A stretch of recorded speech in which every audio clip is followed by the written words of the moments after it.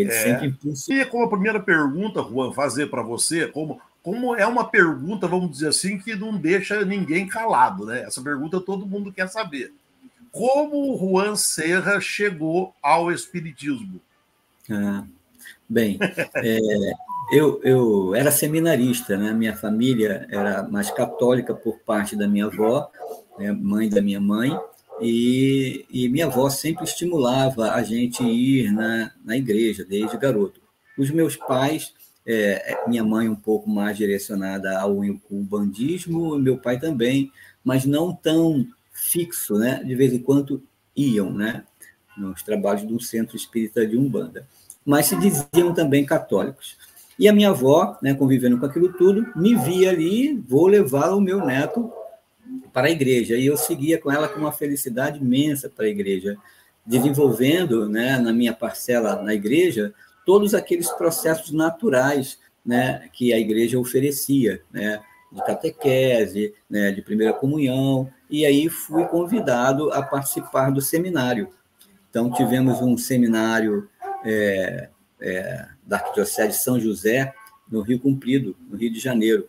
E participamos desse seminário desde os 10 anos de idade até uns 16 para 17 anos, onde no seminário foi demonstrado várias questões que nós vivenciamos lá com a mediunidade. E eu não sabia compreender, né, o que era aquilo que acontecia comigo, porque lá no seminário, na Arquidiocese de São José, no Rio Comprido, no Rio de Janeiro, nós, ao falarmos sobre o Evangelho, cada seminarista tinha que falar sobre o Evangelho, sempre caía, para mim, na fala do Evangelho, as questões das lutas espirituais, como eram as curas de Jesus, né, como era a questão de levar o amparo, né, aos endemoniados que apareciam, como foi levado a Jesus, aquele menino que estava lunático, né? Então, quando caíam essas observações a serem abordadas, eu entrava num transe e falava lá, os espíritos agiam sobre mim, e falava lá sobre as questões da igreja ainda não entender esse significado, e de uma maneira que os padres lá da época ficavam preocupados com aquilo que ocorria. Então, me aconselharam a conversar com um padre, e esse padre se chama, né, não sei se ele já desencarnou, Padre Max, e era da Igreja São Lourenço, em Bangu. Aí o Padre Max foi e falou para mim assim: olha, menino, você não é para estar aqui na igreja, né? O seu lugar é na doutrina espírita. Procure a doutrina espírita. Aí eu também não entendia, jovem lá, e disse que o próprio padre estava endemoniado, né? Aí ele que está com problemas, né? E aí espalhei tudo isso, o padre tentou me ajudar, e aí me orientaram a participar de um grupo de outros seminaristas que também tinham mediunidade e que não sabiam lidar com aquilo, nem sabiam o que era aquilo que vivia, né? Entravam em transe, desdobramento, tinham ações espirituais mais intensas sobre eles, né? Na psicofonia, na incorporação, espíritos agiam sobre os seminaristas. E aí esse grupo, eles eram direcionados para serem encaminhados ao Vaticano, e lá fazerem, quando o seminário interno, né? Fazerem teologia e se tornarem os padres, mas com aquele grupo de orientações com o que a mediunidade poderia oferecer na própria igreja, né?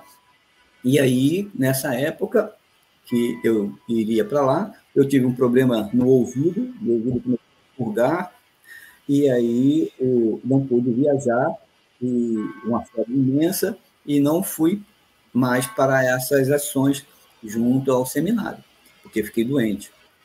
Então, conversando com a minha irmã, e minha irmã participava de uma instituição, de Umbanda, aí fui buscar minha irmã nessa instituição, e quando cheguei lá, um preto velho que estava lá falou para eu entrar, que ele queria conversar comigo.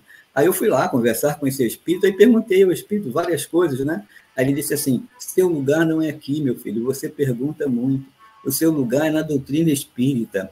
Olha, você vai em tal lugar assim, aí disse onde eu tinha que ir, onde você compra todo dia de manhã, você vai lá e olha bem para frente.